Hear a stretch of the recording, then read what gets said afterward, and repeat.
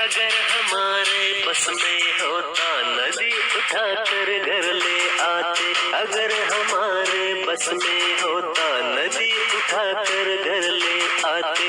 अपने घर के ठीक सामने उसको हम हर रोज बहाते।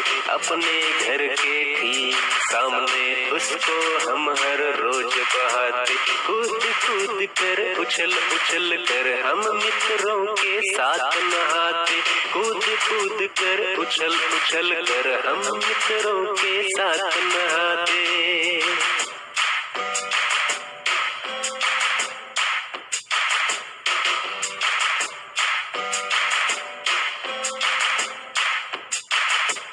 कभी तैरते कभी डूबते इतराते गाते मस्ताते। कभी तैरते कभी डूबते इतराते गाते मस्ताते। नदी आ गई चलो नहाने आमंत्रित सबको करवाते।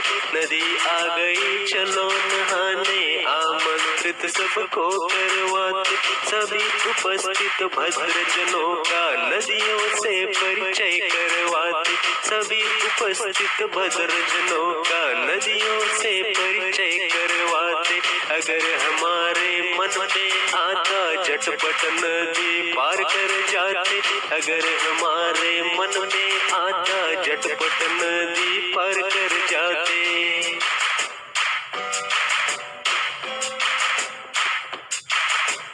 खड़े खड़े उस पार नदी के मम्मी मम्मी हम चिल्लाते। खड़े खड़े उस पार नदी के मम्मी मम्मी हम चिल्लाते। शाम ढले फिर नदी उठाकर अपने कंधे पर रखवाते। शाम ढले फिर नदी उठाकर अपने कंधे पर रखवाते। लाए जहाँ से थे हम उसको जाकर उसे वहीं रख आते। लाए जहाँ से थे हम उसको जाकर उसे वहीं रख आते। जाकर उसे वहीं रख आते। जाकर उसे वहीं रख आते। छठी कक्षा हिंदी सुलभ भारती। गाओ और समझो।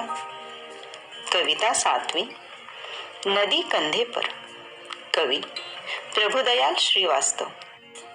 प्रभुदयाल श्रीवास्तव जी का जन्म 4 अगस्त 1944 को धर्मपुरा दमोह मध्य प्रदेश में हुआ। वह 2 दशकों से अधिक समय से कहानियां, कविताएं, व्यंग लघु कथाएं, बुंदेली लोकगीत, बुंदेली लघु कथाएं, बुंदेली गजलों का लेखन कर रहे हैं। इनकी जानी मानी रचनाएं जो हैं, अगर हम उसकी बात करें तो दूसरी लाइन बचपन गीत सुनाता चल, शाला है अनमोल खजाना, बच्चे सरकार चलाएंगे आदि प्रमुख है। नदी कंधे पर यह कविता काल्पनिक कल्पना पर आधारित है। कविता द्वारा नदी के प्रति बाल मनोभावों को व्यक्त किया है। कवि कहते हैं, अगर हम नदी को अपने कंधे पर उठाकर हमारे घर ले आते तो कितना मजा आता। तो चलो कविता के जरिए हम भी घर लाए हुए नदी का मजा लेते हैं। पहले हम कविता का प्रकट वाचन करते हैं। गाओ और समझो। कविता 7वीं नदी कंधे पर। कवि प्रभुदयाल श्रीवास्तव। अगर हमारे बस में होता नदी उठाकर घर ले आते। अगर हमारे बस में होता नदी उठाकर घर ले आते। अपने घर के ठीक सामने उसको हम हर रोज बहाते। अपने घर के ठीक सामने उसको हम हर रोज बहाते। कूद कूद कर उछल उछल कर हम मित्रों के साथ नहाते। कूद कूद कर उछल उछल कर हम मित्रों के साथ नहाते। अगर हमारे बस में होता नदी उठाकर घर ले आते। नदी उठाकर घर ले आते। कभी तैरते कभी डूबते इतराते गाते मस्ताते। कभी तैरते कभी डूबते इतराते गाते मस्ताते, नदी आ गई चलो नहाने, आमंत्रित सबको करवाते। नदी आ गई चलो नहाने, आमंत्रित सबको करवाते। सभी उपस्थित भद्रजनों का नदिया से परिचय करवाते। सभी उपस्थित भद्रजनों का नदिया से परिचय करवाते। अगर हमारे मन में आता, झटपट नदी पार कर जाते, झटपट नदी पार कर जाते। खड़े खड़े उस पार नदी के, मम्मी मम्मी हम चिल्लाते। खड़े खड़े उस पार नदी के, मम्मी मम्मी हम चिल्लाते। शाम ढले फिर नदी उठाकर अपने कंधे पर रखवाते। शाम ढले फिर नदी उठाकर अपने कंधे पर रखवाते। लाए जहाँ से थे हम उसको, जाकर उसे वही रख आते, जाकर उसे वही रख आते। तो बच्चों, आपने कविता ध्यानपूर्वक सुनी होगी। तो बताओ, नदी कंधे पर इस कविता के कवि कौन है?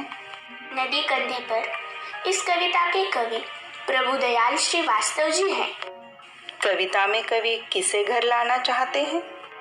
कविता में कवि नदी को घर लाना चाहते हैं। घर लाने के बाद हर रोज नदी को कहाँ बहाना है? घर लाने के बाद हर रोज नदी को घर के सामने बहाना है। तो देखो, कवि कहते हैं, यदि हमारे बस में होता तो हम नदी को ही अपने कंधे पर उठाकर हमारे घर ले आते और ठीक हमारे घर के सामने ही नदी को हर रोज बहाते।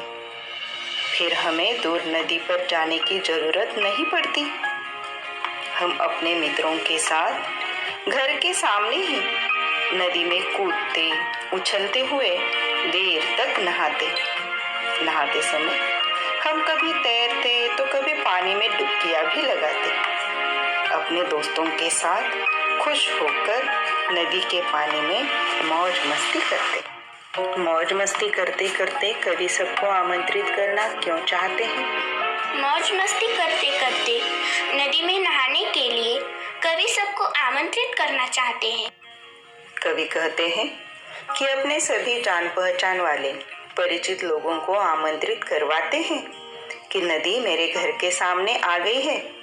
सब लोग पानी में नहाने, तैरने और डुबकियां मारने के लिए चलो, मौज मस्ती करने के लिए चलो।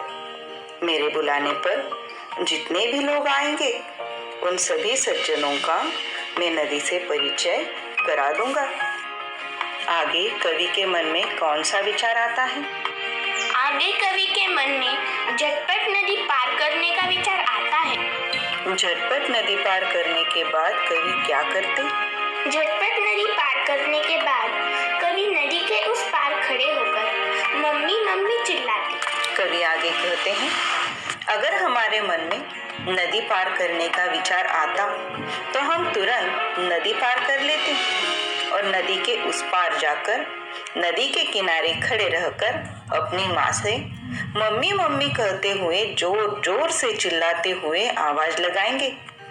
जब शाम ढलने लगेगी तब नदी को अपने कंधे पर उठाकर उसे जहां से लाया था वहां जाकर रख देंगे।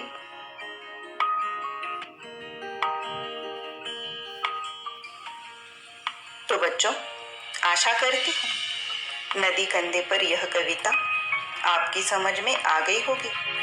अब मैं आपको कुछ प्रश्न हल करने के लिए देती हूँ। उनके उत्तर आपको लिखने हैं। प्रश्न पहला, नदी कंधे पर इस कविता के कवि कौन है? प्रश्न दूसरा, कवि नदी को कहाँ बहाते?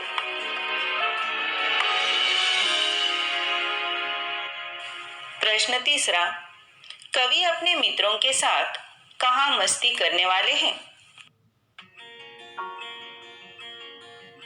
प्रश्न चौथा, शाम ढलने पर कवि क्या करेंगे?